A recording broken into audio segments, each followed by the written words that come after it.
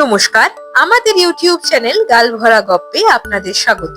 বাংলা সাহিত্যের বিভিন্ন সময় সাহিত্যিকদের রচনা দিয়ে সাজানো আমাদের এই চ্যানেল। আজ আমাদের নিবেদন লেখক সুনীল গঙ্গোপাধ্যায়ের লেখা বটুক দাদার গল্প। শুনতে থাকুন গল্পটি। কেমন লাগলো জানাবেন কমেন্ট করে। ভালো লাগলে লাইক করবেন, শেয়ার করবেন বন্ধুদের সাথে, আর চ্যানেলটা সাবস্ক্রাইব করতে ভুলবেন না। বটুক দাদা সম্পর্কে আমার ঠাকুরদা হতেন। তিনি ছিলেন আমার নিজের ঠাকুরদার আপন পিস্তুত ভাই। তবু কেন জানি না আমরা বাড়ির শুদ্ধ ছোটরা সবাই তাকে বটুক দাদা বলেই ডাকতাম। তার সঙ্গে আমাদের খুব ভাব ছিল। বটুক দাদার নিজের বাড়ি কোথায় ছিল তা আমরা জানি না, তবে মাঝে মাঝে হঠাৎ হঠাৎ তিনি আমাদের বাড়িতে আসতেন, থেকে যেতেন বেশ কয়েকদিন। খুব মজার মানুষ ছিলেন তিনি। বাড়িতে ঢুকতেন গান গাইতে গাইতে। একটা গান আমার এখনো মনে আছে, রয়েছে দুয়ার খোলা, এসেছে পাগলা ভোলা, আজ কোনো কাজ হবে না, হবে শুধু নাচনা গানা। সেই গান গাইতে গাইতে তিনি উঠোনে এসে দাঁড়িয়ে ভিখিরির মতো হাত জোড় করে বলতেন, ওগো দাদা দিদি মাসি পিসিরা, পাগলা ভোলা এসেছে, হাঁড়িতে চাল বেশি নিও, আমি কিন্তু পেট ভরে খাবো, অনেকদিন কিছু খাইনি গো। প্রত্যেকবার এই কথা শুনে আমার ঠাকুরদা রাগ করতেন। তিনি বলতেন, ছি বটুক, কি পাগলামি করিস, ছোট ছেলে মেয়েরা কি ভাববে, তুই কি ভিখিরি নাকি? এ বাড়িতে এসে তুই থাকবি খাবি, সেটা আর এমন কি কথা? ঠাকুমা ও কাকিমা জেঠিমারা খুব হাসতেন বটুক দাদাকে দেখে। আমরাও বটুক দাদাকে দেখে খুব মজা পেতাম। বটুক দাদা এলেই পড়াশুনো ফেলে ছুটে যেতাম, তাকে ঘিরে গোল হয়ে বসতাম। প্রত্যেকবার এসেই তিনি বলতেন, ওহ, রাস্তায় কি বিপদ, খুব জোরে প্রাণে বেঁচে এসেছি, এবারে কি হয়েছিল জানিস? বটুক দাদা বাইরে ধুতি পাঞ্জাবি পরলেও বাড়িতে এসেই সেসব ছেড়ে একখানা পায়জামার ওপর রঙিন আলখাল্লা চাপাতেন। সেটাতে লাল, নীল, হলুদ অনেক রকম রং। তাকে দেখাতো বহুরূপীর মতন। একবার সেই আলখাল্লাটা পরলে তিনি আর কিছুতেই খুলতেন না। এমনকি খুব গরমের সময় ছেলেরা সবাই খালি গায়ে থাকে, সেই সময়ও বটুক দাদার গায়ে আলখাল্লা। সেটা ঘামে ভিজে জবজব হয়ে গেলেও খোলার নাম নেই। বটুক দাদাকে খালি গায়ে কেউ দেখেনি। বটুক দাদার কাঁধে থাকতো একটা ঝোলা। সেই ঝোলায় ভর্তি অনেক খুচরো পয়সা, বেশিরভাগই সিকি আর আধুলি। তার হাঁটার সময় ঝনঝন শব্দ হতো। বটুক দাদা দুষ্টুমি করে বলতেন, ওই সব খুচরো পয়সা তিনি ভিক্ষে করে পেয়েছেন। পরে জেনেছি আসলে তা মোটেই নয়। বটুক দাদাদের খেয়া নৌকোর ব্যবসা ছিল।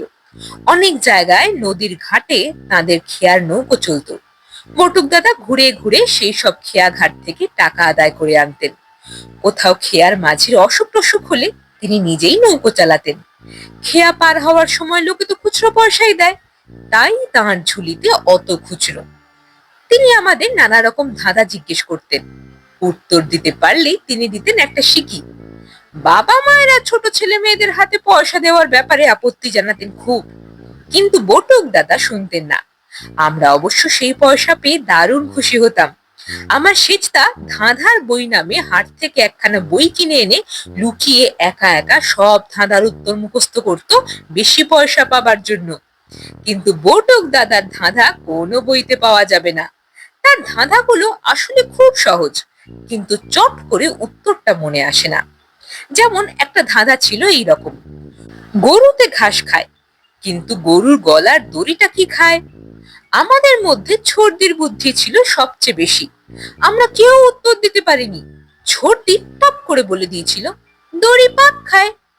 বটুক দাদার আর একটা খেলা ছিল, বাংলা বাংলা খেলা। সারাদিন যদি কেউ বটুক দাদার সামনে একটাও ইংরেজি কথা না বলে থাকতে পারে, তাহলে সে 4খানা সিকি পাবে। এই খেলাটা ছিল খুবই শক্ত খেলা। টেবিল, চেয়ার, শার্ট, প্যান্ট এসবও বলা চলবে না। অনেক কথার তো আমরা বাংলা জানি না। বটুক দাদা অনেক কথার বাংলা জানতেন। যেমন বুকশেলফের বাংলা বইদানি। যাতে ফুল রাখা হয় সেটা যদি ফুলদানি হতে পারে, তবে বই রাখার জায়গা বইদানি হবে না কেন? আর প্যান্টের বাংলা দুচোঙা। চেয়ারের বাংলা কেদারা, আর টেবিলের বাংলা মেজ। আমার ছোটদি মুন্নি ছাড়া অবশ্য কেউ বাংলা বাংলা খেলায় জিততে পারতো না। ছোটদের কথাবার্তা গুলো ছিল চ্যাটাং চ্যাটাং ধরনের। ছোটদি আবার খেতে খুব ভালোবাসতো। পাকা তেঁতুলে নুন মাখিয়ে ছোটদি নিজেই আচার বানিয়ে কোথাও লুকিয়ে রাখতো। সেই আচার সে অন্য কাউকে দিতে চাইতো না, এমনকি বটুক দাদাকেও দিত না। বটুক দাদা চাইলে বলতো, ছি, বুড়োদের আচার খেতে নেই, দাঁত টকে যায়। বটুক দাদা দুঃখ পেয়ে বলেছিলেন, অমুন্নি, তুই আমায় বুড়ো বললি, আর তোকেও বলে না, এখনো তো আমার মাথায় টাকই পড়েনি। ছোটদি বলেছিল, ওমা, বুড়ো মানুষকে বুড়ো বলেছি, তাতে দোষের কি হয়েছে? টাক না পড়ুক, দাড়ি তো পেকেছে। বটুক দাদার ঝোলার মধ্যে বাঁশিও থাকতো একটা। সন্ধেবেলা তিনি বাঁশি বাজিয়ে শোনাতেন, কিন্তু ছোটদি এসে সামনে বসলেই বটুক দাদার বাঁশি বাজানো থেমে যেত। ছোটদির হাতে তেঁতুলের আচার, জিভ দিয়ে চাটে একটু একটু করে। তাই দেখলেই বটুক দাদার জিভে জল চলে আসে। আর জিভে জল এলে কি বাঁশি বাজানো যায়? বটুক দাদা বললেন, ওরে মুন্নি, তুই একটু পেছন দিকে গিয়ে বস না। ছোটদি খিলখিল করে হেসে ওঠে। বটুক দাদা আমাদের গুরুজন হলেও তার সঙ্গে আমরা সবাই সামনে হাসি ঠাট্টা করতে পারতাম। বটুক দাদা এলে আমরা কয়েকটা দিন পড়াশুনোর পাঠ চুকিয়ে হই হই করে কাটাতাম। একদিন ছোট কাকা বলল, তোরা কেউ বটুক দাদাকে কখনো খালি গায়ে দেখেছিস? আমরা সবাই মাথা নাড়লুম। সত্যি তো, বটুক দাদাকে তো কখনো খালি গায়ে দেখা যায়নি। ছোট কাকা বললেন, যা, তাহলে তোরা কেউ বটুক দাদার আসল গল্পই শুনিসনি। ও, সে যা গল্প, শুনলে গায়ে কাঁটা দেয়। আমরা বটুক দাদার কাছ থেকে অনেক গল্পই শুনেছি, এর মধ্যে কোনটা যে আসল গল্প আর কোনটা যে নকল গল্প তা আমরা বুঝিনি। সবারই ভালো লেগেছে, তবু আমরা ছুটে গিয়ে বটুক দাদাকে ঘিরে ধরলুম। বটুক দাদা তখন একটা পেয়ারা গাছের ডাল কেটে আমার ছোট ভাইয়ের জন্য গুলতি বানিয়ে দিচ্ছিলেন। আমাদের দেখে জিজ্ঞেস করলেন, কি রে, কি হয়েছে, তোরা আজ চেঁচামেচি করছিস কেন? আমরা বললুম, বটুক দাদা, তুমি এতদিন আমাদের আসল গল্পটা বলনি কেন, তোমার খালি গায়ের গল্প? বটুক দাদা একটুক্ষণ চুপ করে থেকে বললেন, সে গল্প শোনার তোদের দরকার নেই, বড় হলে শুনবি। কিন্তু আমাদের ধারণা আমরা তখনই বড় হয়ে গেছি, আমরা ওই কথা মানবো কেন? ছোটদি বলল, দাঁড়া না, আমি একটা ব্যবস্থা করছি। বটুক দাদা দিনের বেলা চান করতেন না। তাকে যে ঘরটায় থাকতে দেওয়া হতো সেটা পুকুরের ধারে।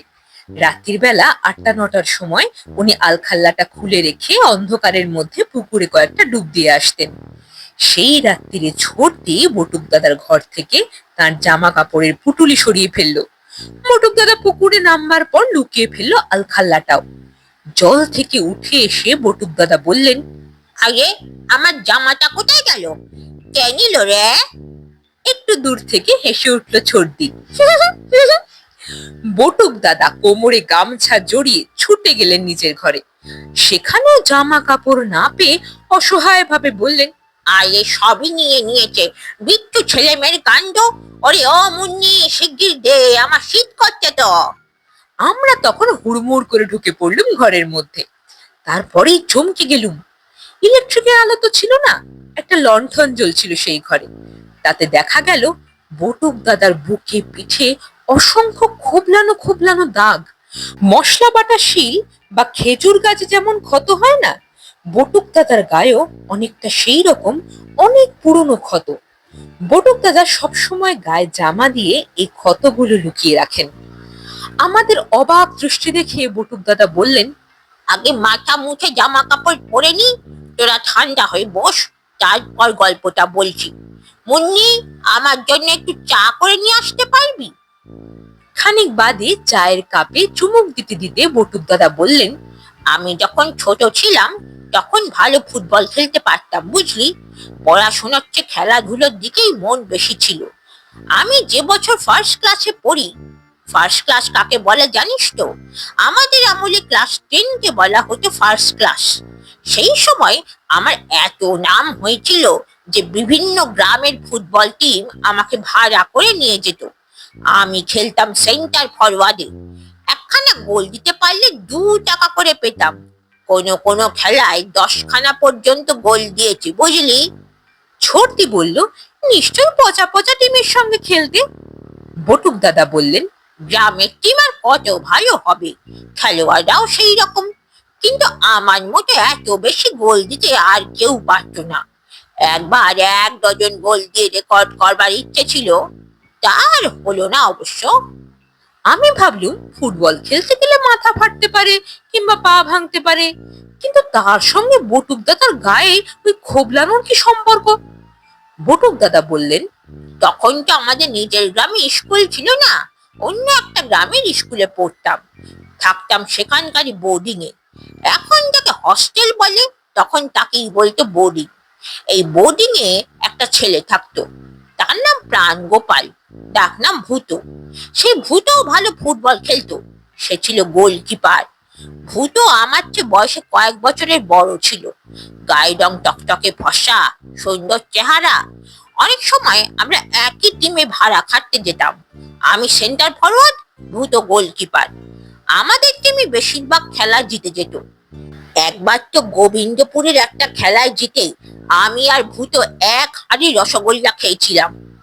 ছোটদি বলল, আমরা খেলার গল্প শুনতে চাই না। চায়ের কাপটা নামিয়ে রেখে বটুক দাদা বললেন, এটা তো খেলারই গল্প রে, অন্য গল্প তো নয়। একবার কি হলো জানিস, আমি আর ভূত দুটো আলাদা টিমে খেলতে গেলুম। ওই গোবিন্দপুরে খেলা হবে, কিন্তু ভূত খেলবে ঘোড়াডাঙ্গার টিমে। ওই টিমের ক্যাপ্টেন ওর মামাতো ভাই, ওকে তো ওখানে খেলতেই হবে। এদিকে আমি গোবিন্দপুরের টিমকে কথা দিয়ে ফেলেছি, উপায় নেই, দুজনে দু টিমের হয়ে খেলতে গেলুম। মাঠে নেমে ভূত আমার কানে কানে বলল, এই বটুক, তুই বেশি গোল দিস না, খেলাটা ড্র করার চেষ্টা করিস। শুনেই তো রাগে আমার গা জ্বলে গেল। ওইসব গতাপ খেলায় আমি বিশ্বাস করি না। যার যতটা সাধ্য সে খেলবে, তারপর হার জিত তো আছেই। হাফ টাইমের মধ্যেই আমরা অনেকটা এগিয়ে গেলুম। ঘোড়াডাঙ্গা গোল দিয়েছে মোট 5টা, আর আমাদের টিমের পক্ষ থেকে আমি একাই 8খানা গোল দিয়েছি। ইচ্ছে আছে আরো অন্তত 4খানা দেবার। ভূত এবার আমাকে একপাশে টেনে নিয়ে বলল, বটুক, তুই এবার চেপে খেল, খেলাটা ড্র করাতেই হবে। তুই আর গোল দিলে আমার মামাতো ভাই বলেছে তোর ঠ্যাং ভেঙে দেবে। আবার খেলা শুরু হবার একটু পরেই আমি একটা বল পেয়ে ছুটে গেলুম অন্য সাইডের গোলের দিকে। আমার পা থেকে বল ছাড়াবার সাধ্য তো কারো ছিল না।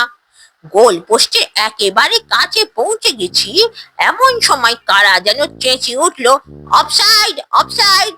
কিন্তু সে চিৎকারে আমি কান দিলুম না।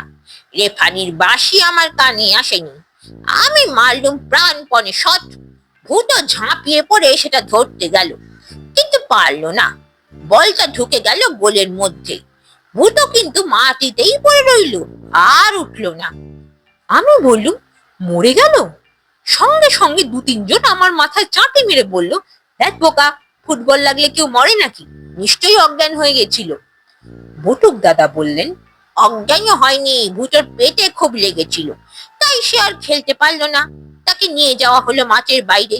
সেই খেলা শেষই হলো না। দর্শকরা হই হই করে নেমে পড়লো মাঠের মধ্যে। আমরা সব দৌড়ে পালালুম, খেলা ভন্ডুল।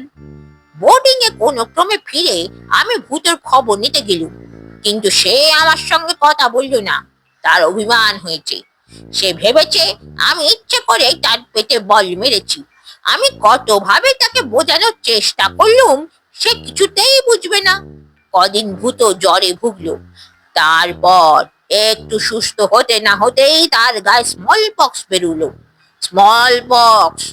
তখনকার দিনে স্মল পক্সের নামে মানুষ কাঁপতো। বোর্ডিং এ বা হোস্টেলে একজন ছাত্রের স্মল পক্স হলেই অন্য ছাত্ররা পালাতো বাড়িতে। এবারেও তাই হলো, অন্য ছাত্ররা পালিয়ে গেল। আমরা 2-3 জন রয়ে গেলুম ভূতর সেবা করার জন্য। 5 দিন বাদে ভূত মারা গেল। গ্রামে তো ডাক্তার ছিলেন না, ছিলেন এক কবিরাজ। তিনি অনেক চেষ্টা করলেন, কিন্তু বাঁচানো গেল না কিছুতেই।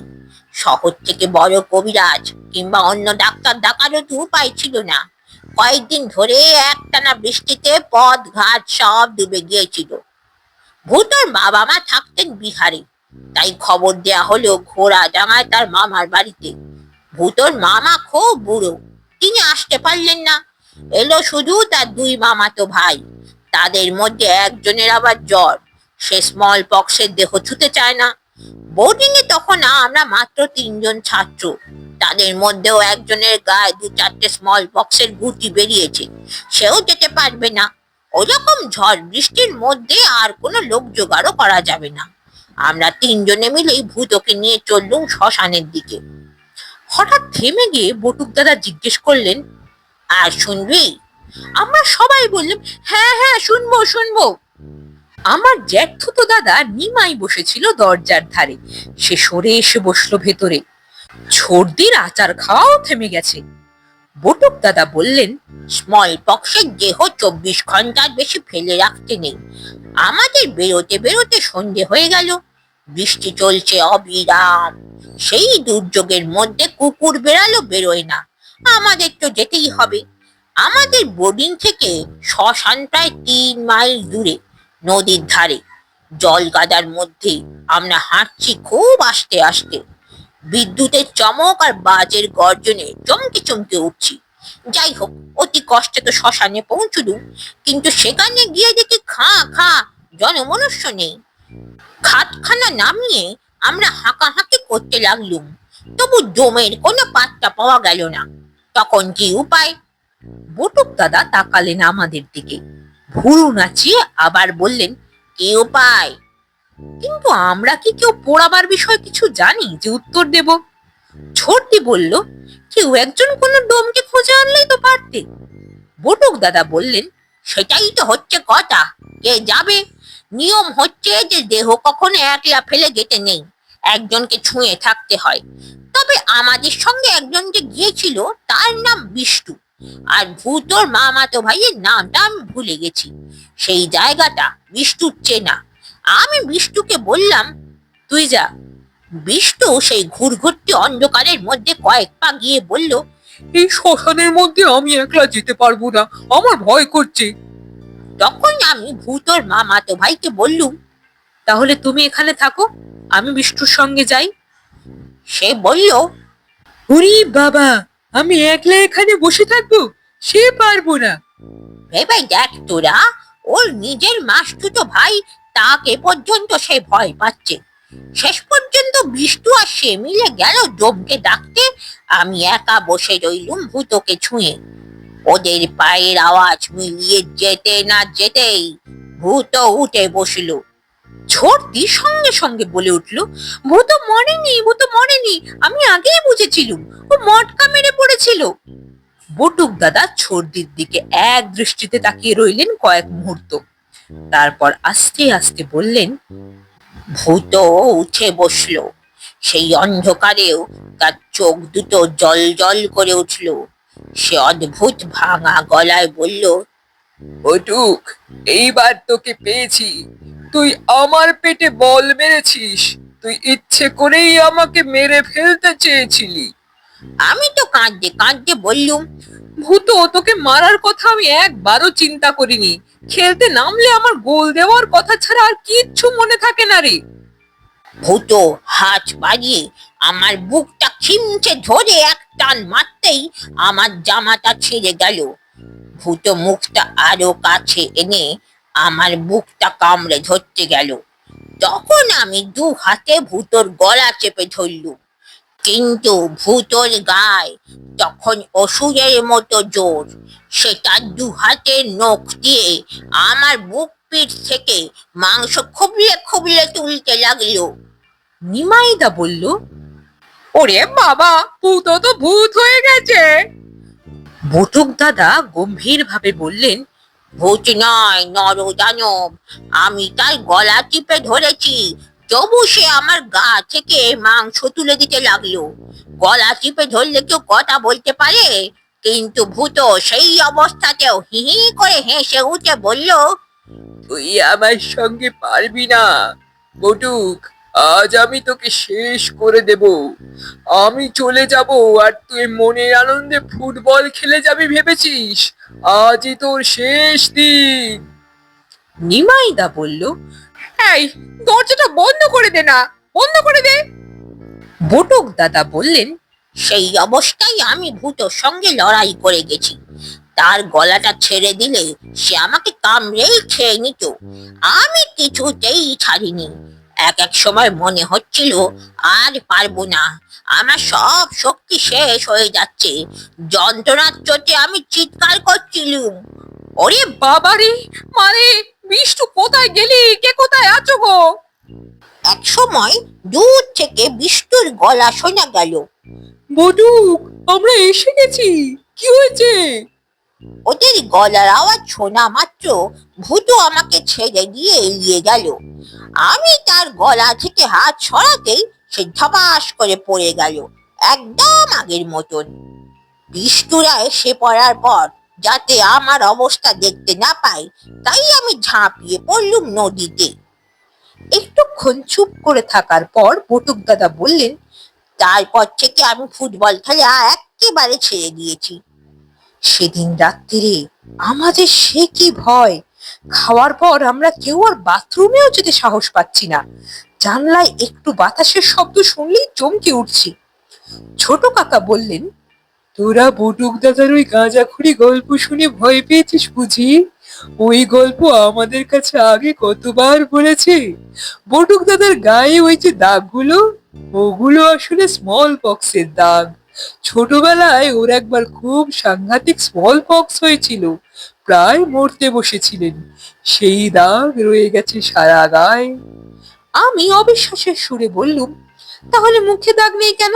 স্মল পক্স হলে মুখে দাগ থাকবে না? ছোট কাকা বললেন, হ্যাঁ, মুখেও দাগ আছে। সেই দাগ ঢাকার জন্যই তো অত বড় দাড়ি রেখেছি। ছোটদি বলল, ঠিক ঠিক, মোটক দাদার নাকের পাশেও 2-3টে দাগ আছে, এখন মনে পড়েছে। এই কথা বলে ছোটদি বিছানা ছেড়ে উঠে গেল আচার খাবার জন্য। শুনছিলেন লেখক সুনীল গঙ্গোপাধ্যায়ের লেখা বটুক দাদার গল্প। কেমন লাগলো গল্পটি জানাবেন কমেন্ট করে। ভালো লাগলে লাইক করবেন, শেয়ার করবেন বন্ধুদের সাথে, আর চ্যানেলটা সাবস্ক্রাইব করতে ভুলবেন না। তাহলে অপেক্ষা থাক পরবর্তী গল্পের জন্য।